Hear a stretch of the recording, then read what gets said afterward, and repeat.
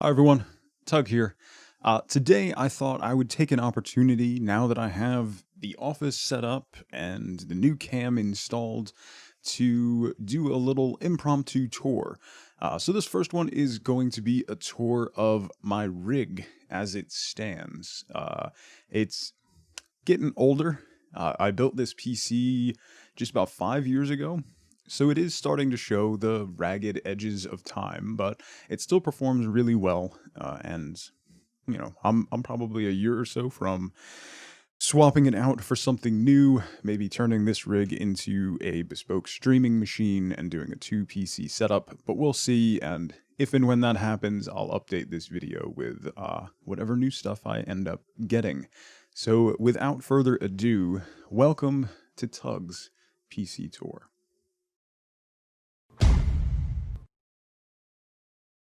So right off the top, the best spot to start is with the case. I use a Fantex Enthoo Evolve case. It's silver brushed aluminum.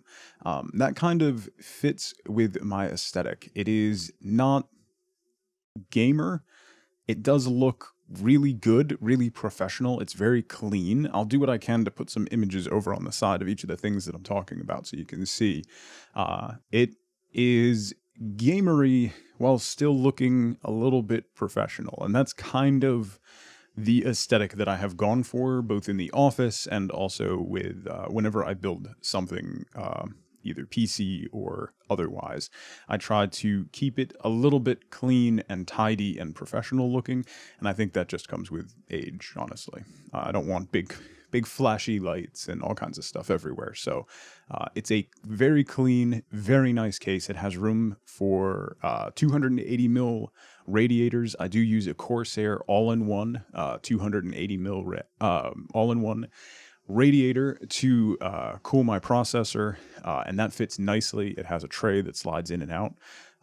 The Fantex cases are fantastic, although the initial build, when you're working in them, is a little clunky and a little tight. Once you get it together, the cable management and everything about the case is really fantastic. It has a toolless design for opening and working in it. It's really, really good. I highly recommend Fantex cases. The build quality is out of this world, and I have built a lot of PCs in the past. Inside the PC, I have an Asus Maximus 7 Hero motherboard, which seated into that is an Intel i7 6700K. It is an older 4-core, 8-process CPU. It is showing its age, but that particular CPU, in my opinion, is one of the best chips that Intel has ever put out. I still use CPU encoding for my stream, not GPU, and despite the fact that it's only 4 cores, it really churns out good quality and doesn't chug down in almost any game. It's an impressive chip. I have been very, very happy with it, and it performs close to a lot of the new chips that Intel has put out. So it is a workhorse. So if you're looking for something, if you're thinking about building a second box just for streaming, that chip you can probably find for fairly cheap, and it is a workhorse. It will do some work for you. Along with that, I have 64 gigs of Corsair Vengeance RAM. That's a lot of RAM. In fairness, 5 years ago when I built the PC, there was a massive sale on 32 gig kits of Corsair, so I just grabbed 2 because why not? The total of 64 gigs of RAM ended up costing about the same as some 32 gig kits from other companies, so I just did it and figured I'll be able to carry it forward into the next build, provided RAM technology doesn't go too far. Powering all of that is an EVGA 850 plus watt platinum power supply, fully modular. I will never, ever, ever build a PC again that does not have a fully modular power supply. Never again. I will spend whatever money it takes to have a fully modular power supply. It makes such a huge difference in the cleanliness and the ease of working with it, and a lot of those cables you'll never actually need. So highly recommend always getting a fully modular power supply, or at a minimum a semi-modular, which typically comes with a 24-pin cable, power cable, and one I think PCIe cable already attached.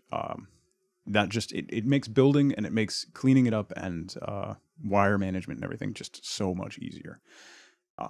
As far as GPU goes, I run an EVGA 1080 for the win edition. Again, it's a fantastic card. It has served me very, very well. It still runs almost everything that I can throw at it. And I'm just seeing, like, just now as we get into, as we're approaching the new generation of consoles, you're starting to see the ragged edges of the performance that it has. It's still going to serve me for quite a while. Most likely when I build a new rig, I will hold on to that card for a little bit until I can make a sensible upgrade in that, because video cards are expensive. And that was a very expensive card when I initially got it. Hard drive wise, I have a lot. I use a lot of storage. I have a mix of SSDs and old platter drives. My primary drive is a Samsung M.2 970 Pro. And that runs Windows and some of my software. OBS runs off of that and things, because that's significantly easier and very, very fast. It's a very, very good drive. The rest of the stuff is primarily for storage. I keep my current games on a larger Samsung SSD, and then I have platter drives for art storage and pictures and things like that. So it's a mix. They're all backed up. I have a 10 terabyte USB external drive that I back stuff up onto, and then I also have a cloud storage service that I also sync my backups with. Finishing off what's inside the PC, I have an Elgato HD60 Pro capture card in there. Right now that's for doing Switch and some PS4 stuff. I also have it for future, for if I go to a 2 PC setup, using that capture card to get the imaging and send the stream to the stream box. And then I also have, brand new to the setup, is a Mavis Link AV capture USB card, which is what the camera is plugged into. It's a cheap option versus spending all the money for the Elgato Cam Link. It doesn't come with any software or anything. It is just a dumb little dongle that you plug the camera into, and it seems to work okay. So I'm all right with that for around $20. Going into peripherals, let's talk about the new camera. My wife was kind enough to get me an early birthday present in a Sony a6000 mirrorless DSLR, which is what you're seeing right now. It's a fantastic camera. As far as mirrorless DSLRs go, it's pretty affordable, which is kind of gross, but DSLRs are expensive. But it's a great picture. It does really well. I still also have a Logitech C920, which we'll be using in the future for kind of different office shots and for puppy cam once the new dog arrives. Additional peripherals. You'll notice on stream, I don't use headphones a lot. I have tinnitus from listening to very, very loud music for a very long time when I was younger. It's not extreme, but when it kicks up, it is very difficult to deal with, and headphones amplify that exponentially. So anytime that I can not use headphones, I typically lean towards speakers. So when I'm streaming and listening to music and stuff, I prefer a cleaner, uncolored sound. So my bookshelf speakers that I run are PreSonus Eris near field monitor speakers. If you've ever done work in music or radio, monitor speakers offer a colorless sound. They try to reproduce the sound as accurately as possible. So there's not a lot of boomy bass. There's not a lot of tinny highs. It just tries to create a natural and clean sound, which is kind of what I've like. It also helps me balance microphones and things like that, because it reproduces the sound pretty accurately. For headphones, when I do need to use them, I have a pair of open back Sennheiser HD6XXs, which were purchased through Mass Drop, which is a great, I think it's just Drop now. Really good deal over the holidays on these. So they were very, very affordable. They are excellent headphones. Sennheiser makes, they're the best headphones, particularly open back. They're the best headphones I've ever used. They're very airy and open. It allows me to still hear my kids. It doesn't put a lot of pressure on my ears. It doesn't amplify my tinnitus that much. So they're very, very good headphones. They produce a very warm, crisp, balanced sound without getting too boomy. So they're really good, really, really comfortable. You can wear them for long periods of time if you have to, and they work really, really well. As far as monitors go, I have three. My main monitor, the one that I typically game on while I'm streaming, is an Asus 32-inch 1440p VA monitor. VA monitors are kind of a mix between IPS and TN, which are the two primary types of monitor panel. A VA offers good color reproduction while being a little bit faster than an IPS. So it does have the full 100% Adobe sRGB reproduction, which color accuracy is very important to me when I'm doing stream work and things like that. So I needed to have that as a big feature. But it also has a 75 hertz refresh rate, which is not for high-end gaming, but it does well enough for the stuff that I'm doing on stream. For high-end gaming, off to the side where I typically have OBS and chat and things, and I do my off-stream gaming, I have a 27-inch Dell 1440p TN monitor that has a 144 hertz refresh rate as well as G-Sync. So that's where I do all my FPS gaming, Rocket League, Valorant, Siege, all that stuff takes place on that monitor to give me the best performance. I really, really, really recommend these Dell monitors. The panel is the same as a lot of the high-end gamer monitors, but because it's made by Dell, it doesn't have red racing stripes on it and flashy lights and stuff. It's just a clean, crisp, professional-looking monitor that offers amazing performance. The final monitor is a BenQ. It's just a 1080p, cheap off-the-shelf 24-inch monitor that I use for Discord, Spotify. All my ancillary stuff gets thrown over onto that screen over to the side. I have two different mice as far as what I use to control my PC.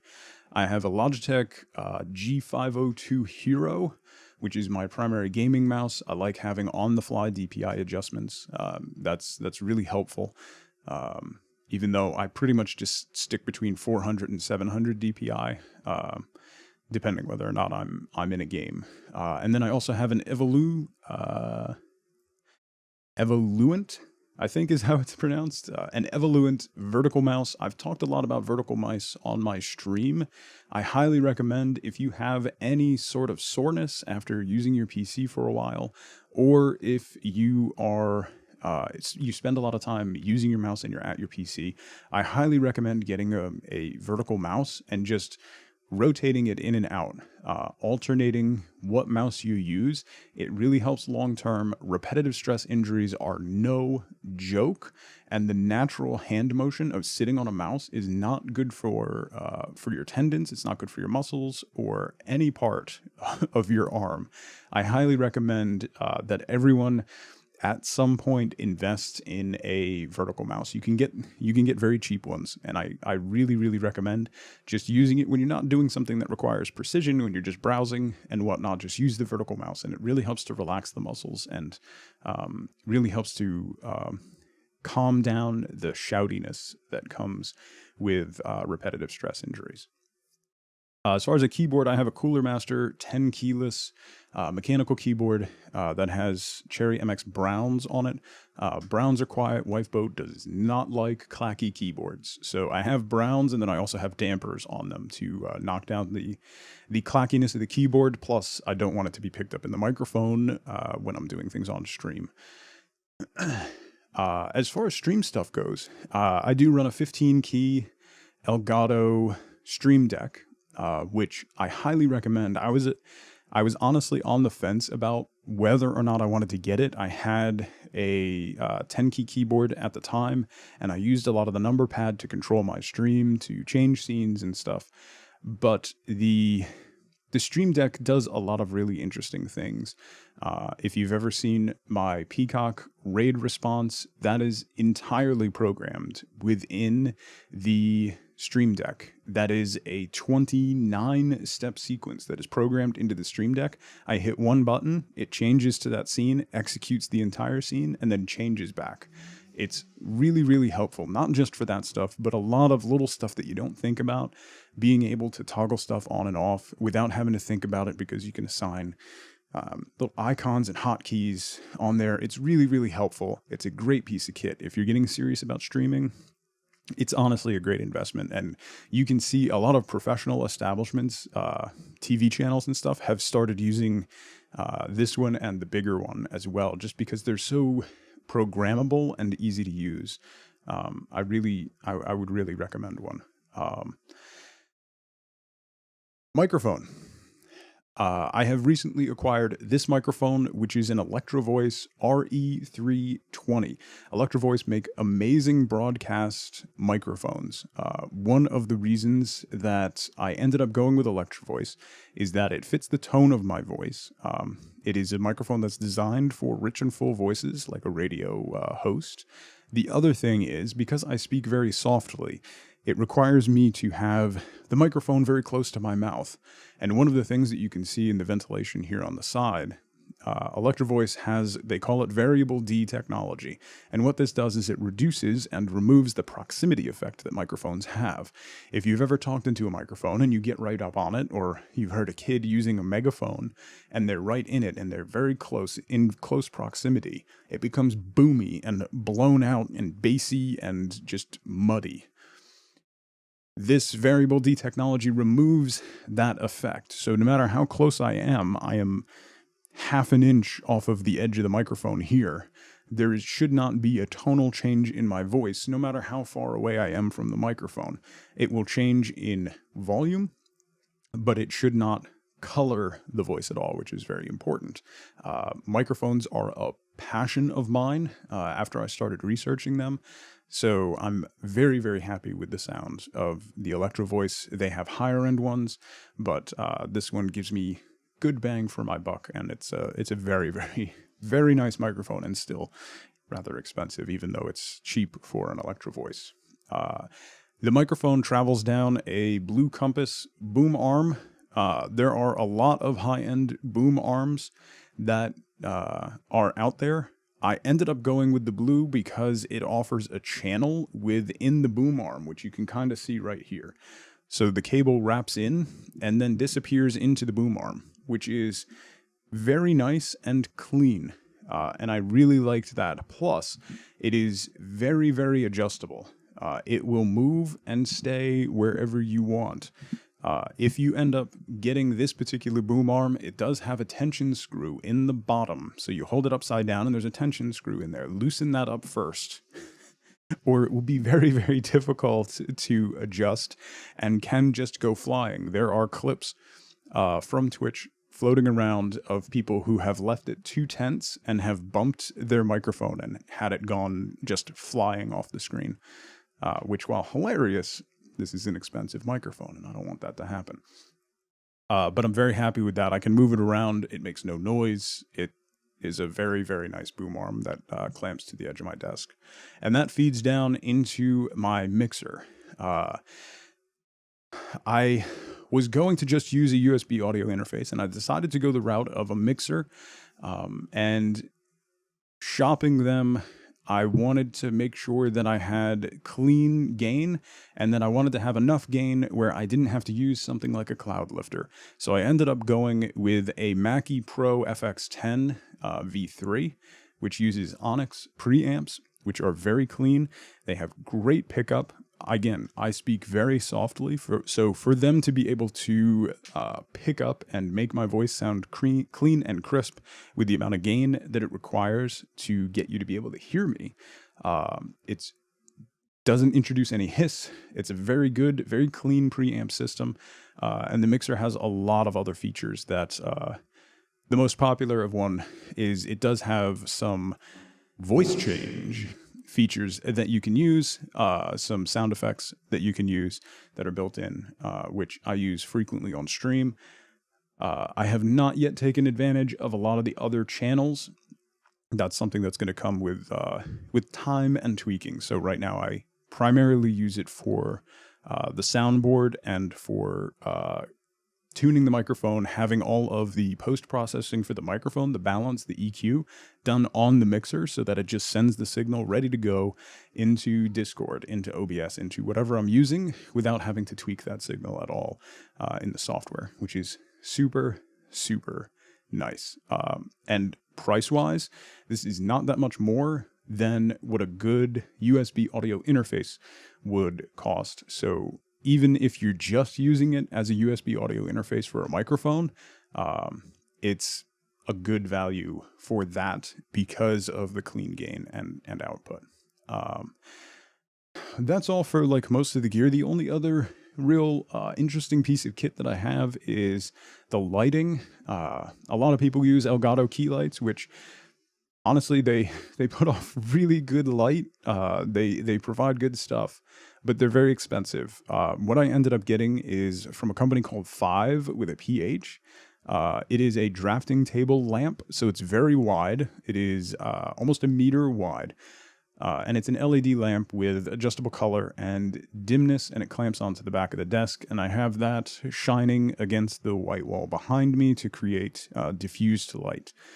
So that is my primary illumination. There are LEDs in the rafters way up above my head that I can color. Right now they're on very, very dim, so it's pretty much just that drafting light, which is on one of its dimmest settings right now, and this is the kind of glow that it does. And I have used that drafting light along with the overhead LEDs to do chroma key as well. It puts off a ton of light, so and that was not very expensive, and I'll show what it looks like over here, but it's a very adjustable, like gooseneck drafting table lamp. It's meant for like architects' drafting tables, and it's really good. So I'm very, very impressed and very pleased with that purchase. That was one that I was kind of nervous about.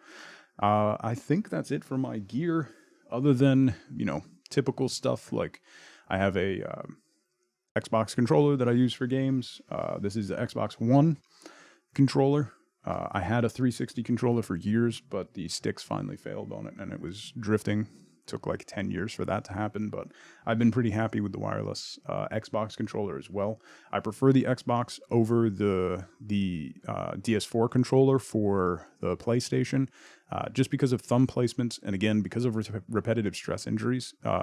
Cranking my thumbs in that direction is just awkward and uncomfortable. So for my bigger hands, I prefer the Xbox controller. I think that's pretty much it for my setup. We'll do another one of these videos and I'll take you through some of the stuff that I have in the background of my office. I have a few more posters coming, so once those come in, we'll do an office tour in full, and I'll show you some of the stuff I have, from my Hogan's Heroes statues to all my D&D stuff back there. So I hope you enjoyed this little walkthrough of my setup. I've been meaning to do this for a long time, and I figured with the new camera, might as well do it now. So that's all I got. Have a fantastic rest of your day, everybody. And, you know, as always, as ever, remember, be good to each other. Bye, everybody.